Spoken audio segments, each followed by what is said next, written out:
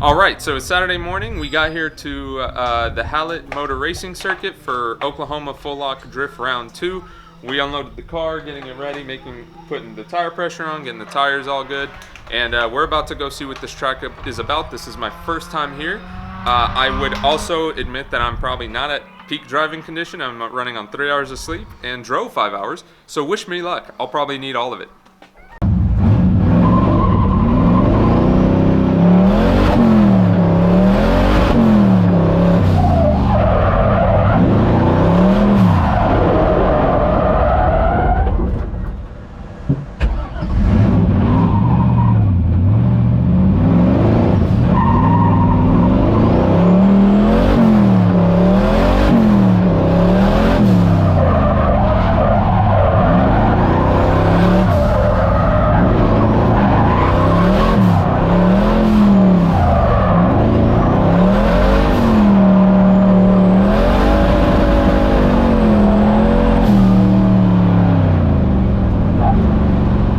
So we just did a couple of practice laps. I did 2 parade laps to get a feel for the track because this is my first time here, and did 1 drift lap. It did not look great, I'll be completely honest, but the track is very deceiving. It's got a lot of blind corners, so it definitely is going to take some time to get used to, but really so far we've had no issues with the radiator, but now we're really going to start putting the car to the test.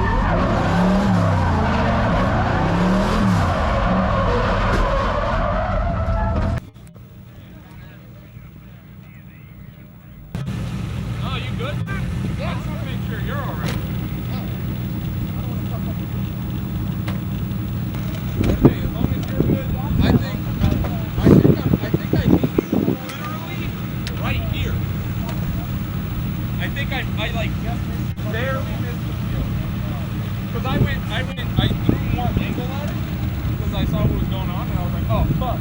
So I threw more angle at it, so the feel, oh, here. Right here. There it is. Oh, dude. Oh, shit.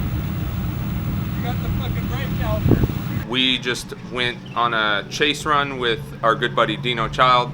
And of course, you know, drifting is drifting. So at initiation at really high speed, I went in and his car unfortunately shut off. He lost power. So he straightened up in front of me and I ended up colliding with him. I just had no room to go. It was a downhill. It happens. He's a good buddy of ours. We're going to go check on him and make sure that he's okay and his car's okay. In the meantime, we're going to start tearing down my car and see if we see any problems. How bad is it? Not bad at all. Of course, from everything that I can see right now, we're lifting it up and taking a look. From what I can tell right now, aside from a scrape on the caliper and a scrape on the rim and some cracks in the fender, it's good. Dude, that I guess the bash bar hit perfectly onto the caliper and pushed the front end, and so it saved the whole car. You know what it was? Too much. I felt you felt left out. So I wanted to put some yellow speed on your car. You hit me right in the yellow speed logo.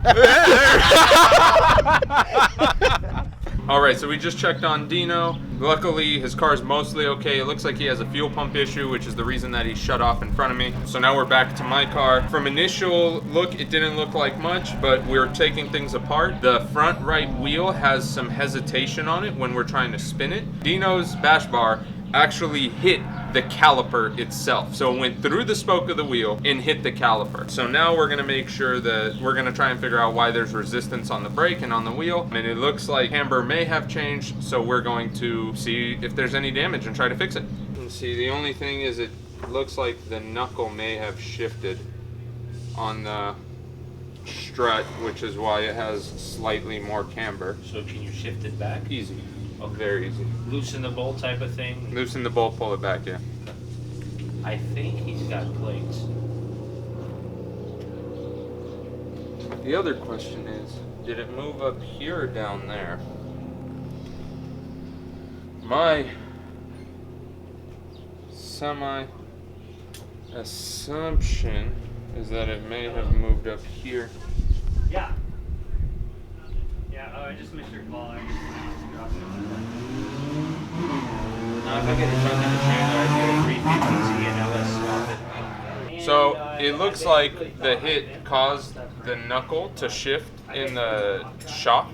So it gave the wheel just a hair more camber. And even though the wheel doesn't touch the shock, it's really, really close, which it was close. It's close on the other side, but it's almost touching. So we're just gonna loosen up the top bolt, pull a little camber out of it, and then we're gonna start addressing the brakes. But first we're gonna get the camber set. The brakes, I think the shock caused one of the pistons to extend out. So it's basically compressing on the rotor and isn't pushing back because it overextended. So we're just gonna compress the pistons back in and let it naturally push out.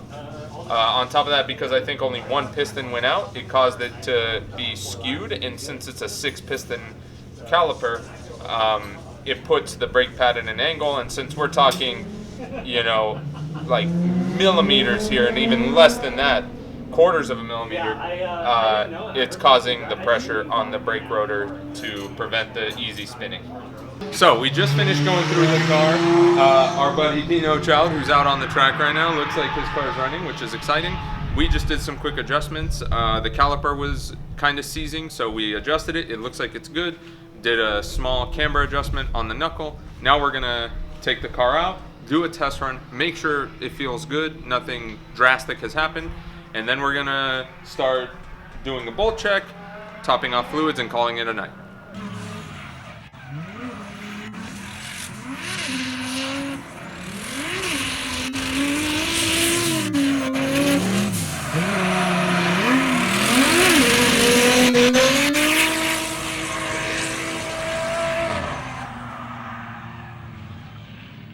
All right, so we took the car out after fixing and making all the adjustments just to make sure everything's fine. I went to go do one lap, and then I decided one lap wasn't enough.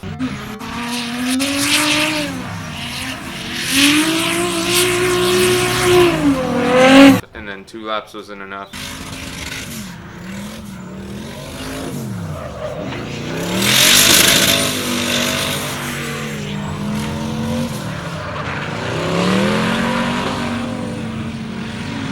Maybe I decided I wanted to have a little fun.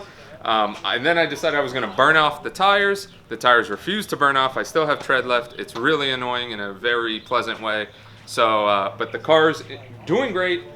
Had no problems, no steering issues, no brake issues. I left foot broke, put a lot of pressure on the brakes. Everything seems to work fine. We're going to do a little bit alignment adjustment in the rear overnight to add just a little bit more toe to try to get a little more grip, because the car is honestly blowing the tires off, and I think there's plenty of room to add grip. So we're going to try to get as much grip into the car as we can. We are running the Acceleras 265s, and we're running them at 12 PSI right now. So I don't want to go too much lower, so we're going to add some toe. And then, yeah, get ready for tomorrow and send it as hard as we can.